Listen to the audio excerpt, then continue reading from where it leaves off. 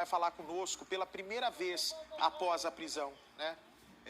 A Gisele fez um papel muito bonito, né? Se ela está certa ou não, a justiça que vai nos mostrar, né? Se o Vanderlei realmente é o autor do que a polícia diz ser um assassinato. Mas essa imagem, eu acredito que vocês em alguns momentos até perderam a esperança de ver, né, Gisele? Porque muito do que foi mostrado até agora parece muita loucura, né? Eu acho que é uma história de filme de terror que nem os autores mais experientes seriam capazes de criar. Boa tarde, minha amiga. Boa tarde, Bate. Tudo isso que você falou mesmo, Bate. Chegou a dias da gente pensar que tudo ia ficar impune, mas a gente nunca desistiu. E ainda, assim, ele foi preso, mas ainda tem um longo processo e tudo que ainda tiver para ser descoberto, a gente vai atrás sim. A gente vai porque, é como eu sempre disse, não foi a gente que suspeitou dele. Ele se colocou nesse papel desde o primeiro dia que ele mentiu que não tinha um relacionamento com a minha tia. Então, de lá para cá foi só mentiras e a família procurando prova e graças a Deus, Deus sempre honrando a família com todas as respostas e todas as provas que está sendo entregue para o delegado. O delegado também entrou fazendo o papel dele. A gente achou até que ele estava bem demorado, que não estava fazendo e ele nos surpreendeu, né? Deixo aqui meu respeito por ele. Errei quando eu falei que ele não estava fazendo. Peço desculpa ao vivo aqui. Que agora sim, eu acredito que tudo está sendo bem esclarecido. A doutora Sandra também está do lado da Gisele. Pode abrir a imagem das duas lá, por favor, Edu? A doutora Sandra daqui a pouco vai falar conosco. A doutora Sandra que está também fazendo um trabalho árduo, fez inclusive perícias particulares para tirar as dúvidas da família, né? Porque nesse momento não é só a questão da assistente de acusação, é também o conforto para a família, né, que o advogado precisa dar, esse suporte. Tem muitas perguntas, não, doutora, que a família se machuca, que a família perde sono, buscando respostas, e você, como advogada, na medida do possível, tenta responder essas dúvidas. Boa tarde, doutora. Boa tarde, Bate, tudo bem?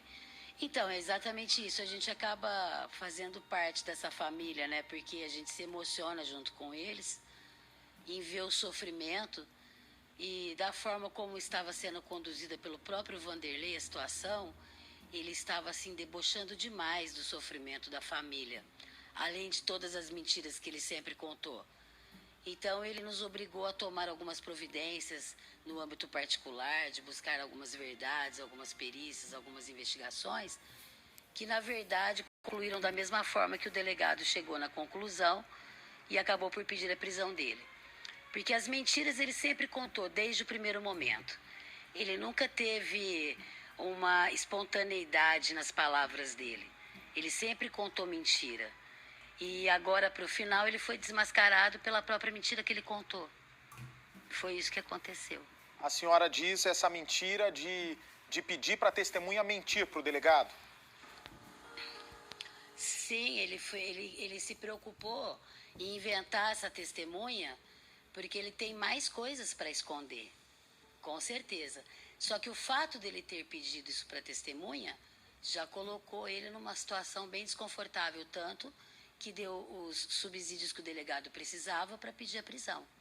Porque, muito embora todos soubessem que eles estivessem mentindo o tempo todo, faltava um elemento que pudesse ser assim crucial para que o delegado pudesse ter essa fundamentação e o juiz acatasse o pedido. E ele acabou dando este elemento que faltava. Na verdade, ele foi traído... Ele estava perturbando e arriscando as investigações. Foi traído pela própria mentira, né? Vem para mim, por favor. Só para vocês entenderem, né? A grande preocupação do Vanderlei, pelo que eu estou entendendo até agora, era achar o álibi para 7 às 9 da noite, porque o Cidade Alerta bateu muito nisso, e a polícia também. 7 às 9 da noite. A câmera mostra ela andando um pouco antes das 7. Ele diz, né? Cada hora, a Elaine falou 2 vezes, uma hora que ele chegou em casa às 9 da noite, depois disse que não foi isso mesmo. Ele nunca conseguiu nos dar um elemento, uma ligação, uma mensagem de texto, uma passagem por algum pedágio, uma imagem de radar de velocidade, uma ida a um posto de gasolina, das 7 às 9 da noite é um momento crucial. E é a hora que a polícia acredita que foi a morte da Lucilene dentro daquele hotel.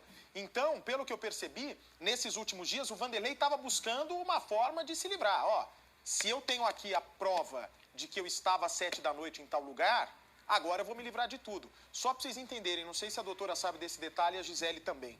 Essa moça que é a testemunha que, entre aspas, traiu ele, graças a Deus traiu ele, antes trair ele do que trair a justiça. Porque ela ia presa também se mentisse. O delegado ia prender se essa mulher mentisse. Porque tinha já conversa de WhatsApp mostrando o truque. E ela enrolou o Vanderlei, a moça fez direitinho ali para livrar o dela. Opa, não tenho nada a ver com essa história, vou entregar ele. Então, o que o Vanderlei ia contar pra gente no programa de hoje, possivelmente, se ele não estivesse preso? Olha, Bate, já até sei a história, Bate. É o seguinte, eu sou casado, essa testemunha é casada, ficou uma situação difícil, porque como que eu ia apresentar essa moça, ia ficar ruim pro meu lado, porque eu sou casado. E ela também não queria aparecer porque ela é casada. E nós fizemos amor, nós fizemos sexo. Só que o sexo teria acontecido às 3 horas da tarde. E ele queria dizer para a delegacia, para o delegado, que o sexo foi às 7 horas da noite. Se não tivesse essa troca de mensagens nas mãos da polícia, e se a menina fosse na dele, a moça ia estar aqui hoje no programa falando isso. Olha, eu estava fazendo sexo com o Vanderlei às 7 horas da noite e não vim antes a público dizer isso, porque ia ficar ruim com meu marido. Se ela tivesse comprado essa história, doutora, e se o delegado não tivesse interceptado a conversa telefônica, a mensagem de texto, poderia até ser um álibi nesses próximos dias, mas a verdade veio à tona antes da trama. Sim, e eu vou até um pouquinho mais além. No seguinte aspecto, se essa história, vamos supor, fosse verdadeira, que ele queria contar, o Vanderlei estava tentando enganar todo mundo, no primeiro momento que ele esteve na delegacia lá atrás, há quase 60 dias atrás, ele já teria falado tudo isso para o delegado, porque se fosse verdade, ele poderia ter contado. Ele era um cara que ele era estudante de direito, pelo que consta, ele é uma pessoa esclarecida, instruída. Ele sabe as consequências das atitudes dele. Se ele estivesse chegando com a verdade, ele poderia, doutora, a Lucilene desapareceu, disse que foi para tal lugar. Eu vou ser sincero para o senhor, eu tinha um caso com ela, mas tenho marido, tenho esposa e tenho mais outras mulheres, isso não pode sair daqui, compromete a minha imagem. Qualquer coisa ele poderia ter dito, mas ele foi inventando uma mentira após a outra. Uma mentira após a outra. Para cada mentira que ele inventava, ele buscava um álibi para se justificar.